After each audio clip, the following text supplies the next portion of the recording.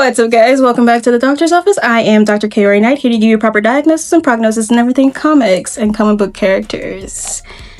And today, in honor of Doomsday coming out in December, as we already know, I'm going to get into that universe where Dr. Doom and Tony Stark actually trade minds, and it's on Marvel Earth 11029.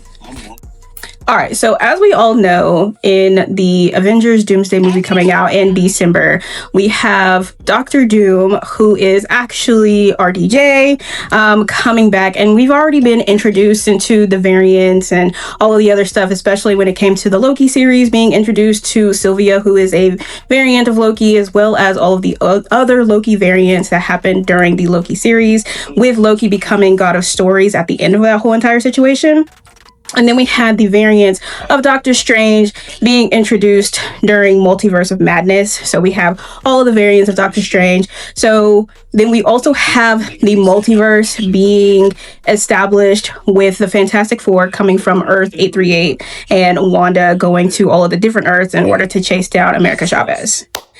So there is a universe where Dr. Doom actually does trade minds with Tony Stark, and it's during college, and he tricks him into an experiment where his body, like his mind, gets traded into Tony Stark's body, and Tony Stark's mind gets traded into Dr. Doom's body, but his memories are erased.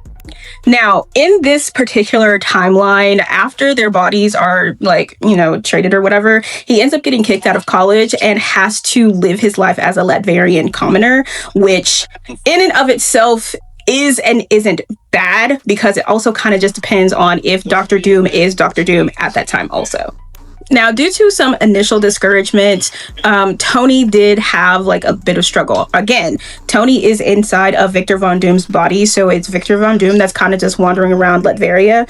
So he had some initial discouragement. However, he was able to work hard and pursue through everything that he was doing, as well as earning a degree and getting into some innovations specifically for Latveria. However, due to all of this happening, he started to annoy Stark Universal, which was Dr. Doom in Tony Stark's body, and it was like a company that he ended up building, and he just didn't like the fact that his plan wasn't going according to plan, which makes sense, of course. Now, this is a confusing timeline because, again, I think people did forget that Tony is in Dr. Doom's body and Dr. Doom is in Tony's body. So Dr. Doom, which is Tony, in Dr. Doom's body, was trying to destroy Doom Industries. Actually, he built Doom Industries, which was a direct competitor to the Stark Universal. So they were competing with each other, and Tony Stark in Dr. Doom's body created Doom Industries. Dr. Doom in Tony Stark's body was trying to destroy Doom Industries so that he could be the only weapons thing going on, and the two of them ended up building suits. So it's still kind of like an origin story to both Dr. Doom and Tony Stark, while also not being that, especially because it's different people. So the only one that has his memories here is Dr. Doom, because it is his experiment and he is the one in Tony Stark's body. But of course, Tony Stark doesn't remember anything. Now, this is where it gets absolutely fucking insane, okay? So, they do clash and they are having a fight.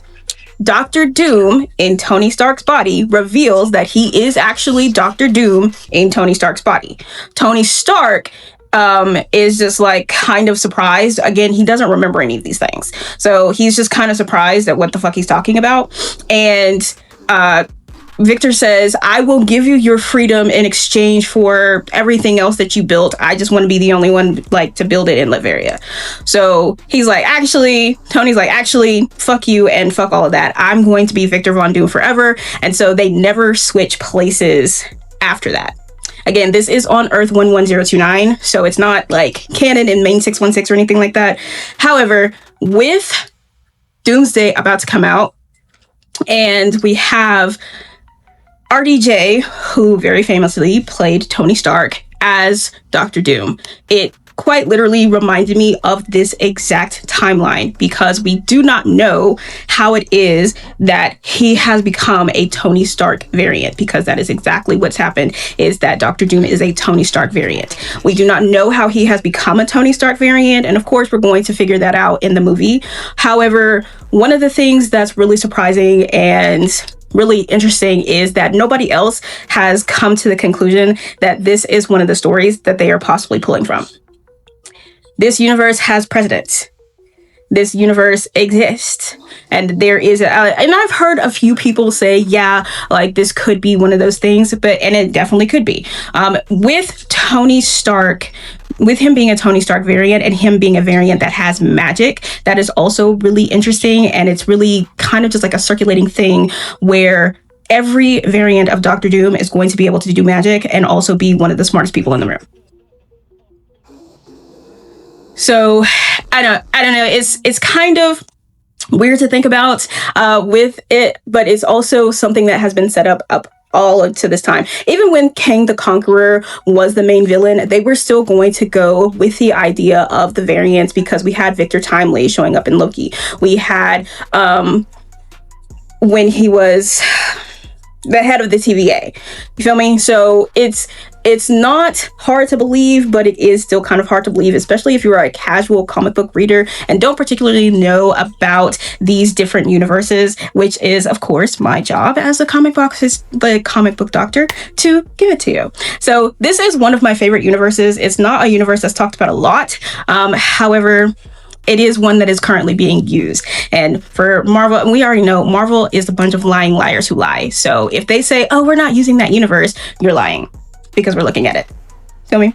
But that is it for this episode of The Doctor's Office. It was really going to be kind of something quick. I didn't have a shit ton of things to say. However, if you have not done the Kickstarter for Death by Secret does drop in November. So back it if you can. Then we also have Heart of the Darkness by Blurred Without Fear or Ernie. Then we have Reaper and anything else from Echelon Graphic Novels. And then I also have 3 other books on Amazon that you can purchase. We have Midnight Whispers, Salt Blood, and Blood Tide. So any of those books you are able to purchase at any time. And again, that is it for this episode of The Doctor's Office, and I will see you guys at your next checkup.